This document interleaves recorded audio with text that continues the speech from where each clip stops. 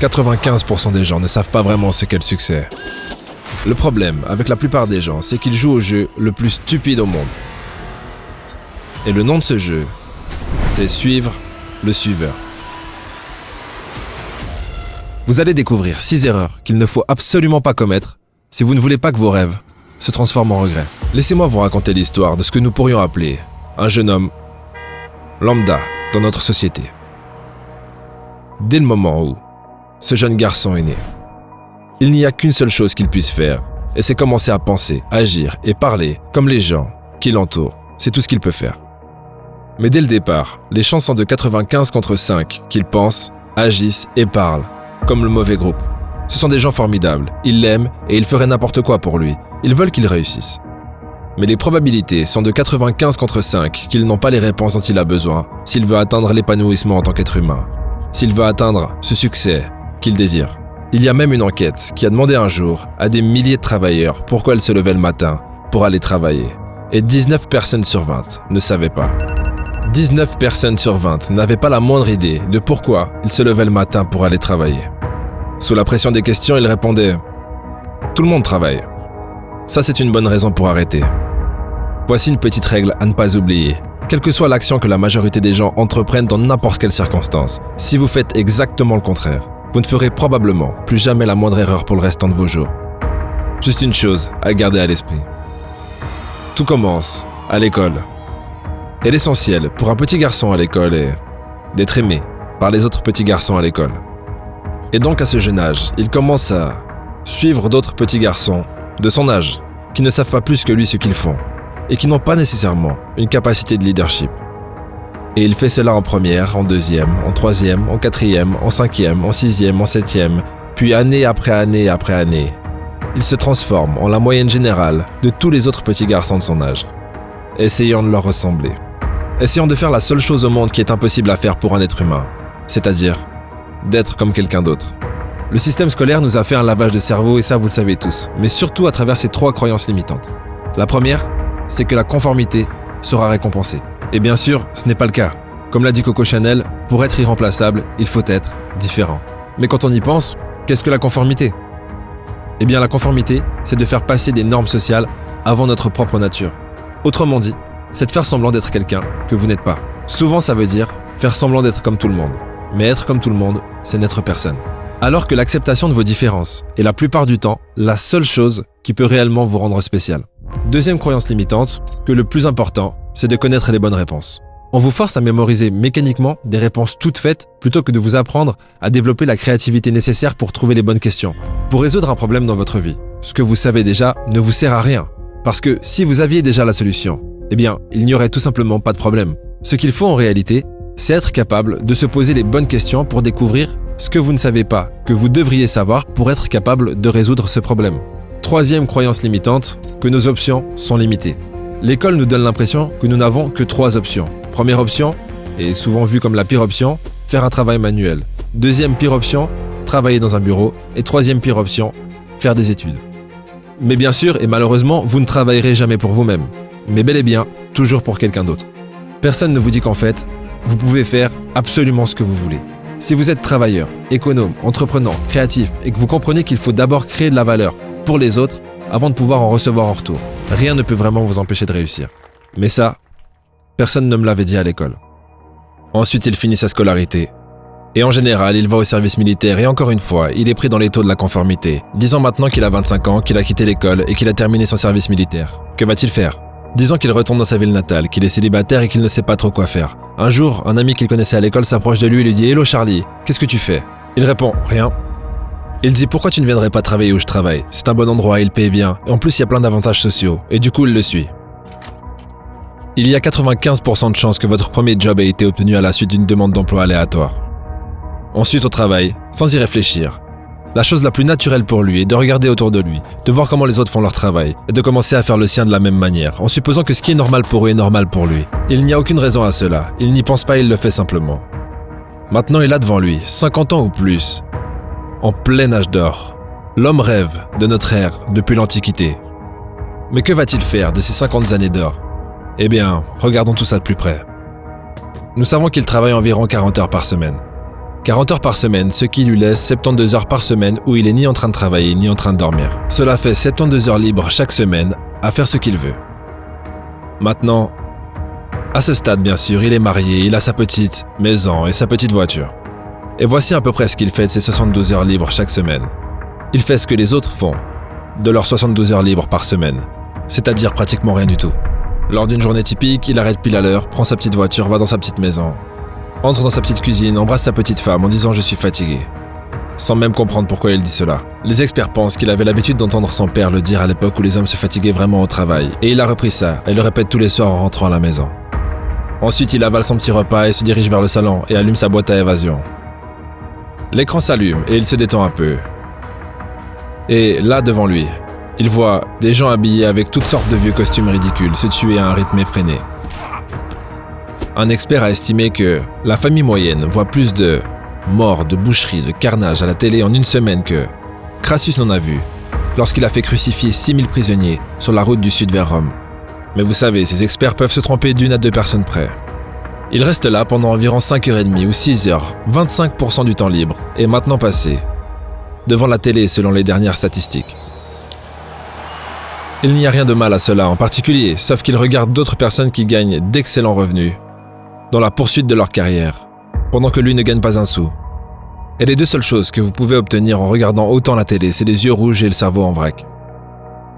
Cela n'est pas censé être une accusation contre la télé. J'ai aussi quelques écrans chez moi. J'ai aussi quelques voitures à la maison. Mais je ne rentre pas chez moi pour faire le tour du quartier pendant 6 heures de suite.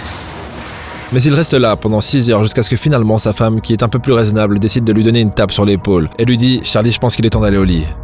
Tu dois te lever demain matin pour aller travailler. » Il répond « Ok » et il éteint la télé et il va au lit. Le lendemain matin, il se relève et refait tout ça depuis le début. Il fait ça tous les jours, pendant 40 ans. Au bout de 40 ans, il est à la retraite, ce qui le prend presque par surprise. Et il meurt à 85 ou à 90 ans de pur ennui. Quel est le problème?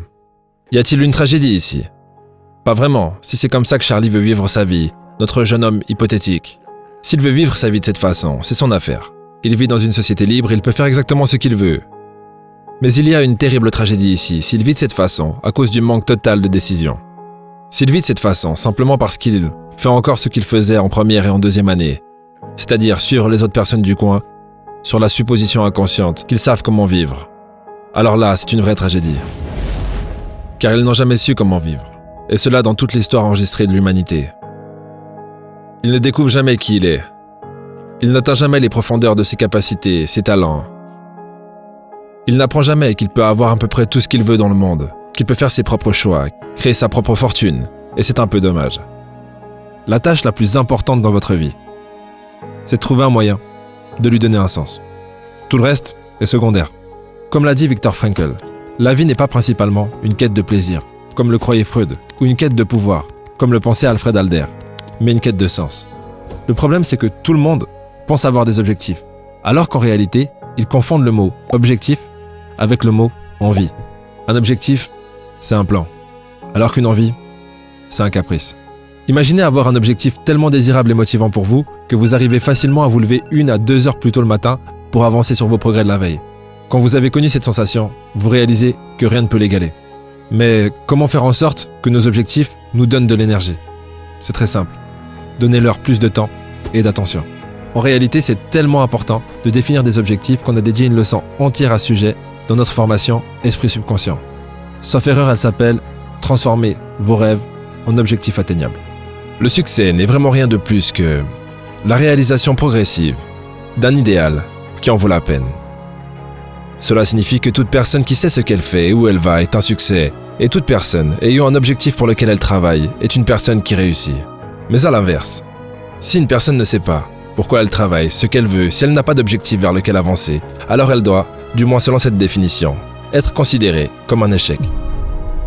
Alors pourquoi, avec cette simple définition, pourquoi tout le monde ne réussit pas? Ça devrait être facile. Mais que faudrait-il faire? Ce qui est nécessaire, je pense, c'est une checklist. Comme celle qu'un pilote d'avion utilise, je pense que vivre avec succès est aussi important que de piloter un avion. Et voici quelques-unes des choses que je pense devraient figurer sur cette checklist, qui pourraient aider cet homme à vivre une vie plus significative, plus intéressante, plus excitante, plus appréciable. La première chose que vous devez avoir sur n'importe quelle checklist, à mon avis, c'est le mot « objectif ». Un homme sans objectif est comme un navire sans gouvernail. Il ne sait pas où il va. Il appartient alors aux 95% qui vivent simplement jour après jour, mois après mois, comme une étoile de mer. Il a besoin de savoir où il va. Au début de la navigation, les marins avaient l'habitude de voir un spectacle étrange en Antarctique. Ils voyaient un énorme iceberg se dressant, hors de la mer, et se déplaçant contre le vent. Le vent soufflait dans cette direction et cet immense iceberg se déplaçait directement contre le vent. Et c'était bien sûr effrayant pour les marins, dont les navires étaient propulsés par le vent, jusqu'à ce qu'on découvre que, bien sûr, seule une fraction de cet iceberg était visible, et ses énormes et profondes racines étaient prises dans les courants de l'océan. Et il avançait le long de son chemin, indépendamment des vents et de l'agitation de l'eau en surface. Eh bien, c'est ce dont un homme a besoin. Il a besoin d'avoir ses racines profondément ancrées dans un grand courant principal de son choix. Et alors, il se déplacera, le long de son chemin, indépendamment des vents à la surface de sa vie, ou des aléas à court terme. Et il arrivera là où il souhaite aller. Le deuxième mot sur notre checklist pourrait être le mot « attitude ». On dit qu'il est le mot le plus important dans n'importe quelle langue au monde. Car c'est notre attitude envers notre monde, envers toutes les personnes qui y vivent, qui déterminera l'attitude du monde et de ces personnes envers nous. C'est simple, la plupart d'entre nous le savent, mais nous avons tendance à l'oublier. Les gens réagiront à nous, selon notre attitude. Et notre attitude est le plus grand cadeau que nous puissions recevoir. Vous savez, ces petites créatures sauvages ont reçu un merveilleux cadeau de la nature, appelé le camouflage, ce qui leur permet de se fondre dans leur environnement sans être vus. Mais l'homme n'a pas reçu ce grand cadeau, car l'homme a reçu un cadeau incomparablement plus grand. Seul l'homme a le pouvoir divin de faire changer son environnement pour qu'il s'adapte à lui. Car son environnement changera à mesure qu'il change.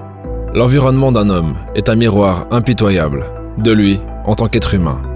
Et s'il pense que son environnement pourrait être un peu amélioré, tout ce qu'il a à faire est de s'améliorer, et son environnement s'améliorera également. Je vais vous proposer un truc un peu bizarre. Prenez un stylo et écrivez dans votre main l'acronyme AMP, ce qui veut dire attitude mentale positive. Et maintenant, chaque fois que vous aurez une attitude, disons, négative, regardez dans votre main et rappelez-vous qu'une attitude mentale positive finit par résoudre n'importe quel problème, alors qu'une attitude mentale négative est souvent à la cause de la majorité des problèmes auxquels vous faites face actuellement. Le mot suivant, c'est réfléchir. Réfléchir. La plus haute fonction dont l'être humain est capable.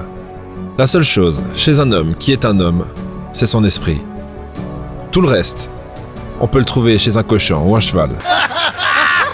C'est vrai. Alors si nous voulons développer quelque chose, c'est un bon endroit pour commencer.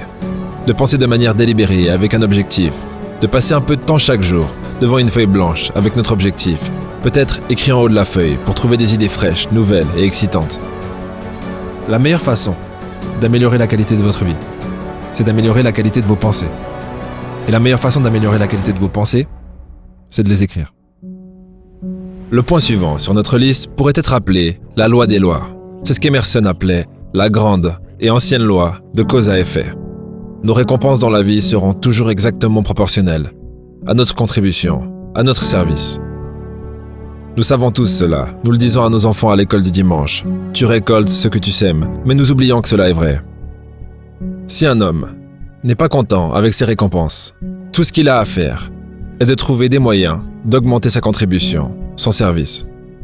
Le point suivant pourrait être simplement le mot vérité, puisque tout ce que nous faisons a une réaction égale et opposée, à moins que ce que nous faisons ne soit basé sur la vérité.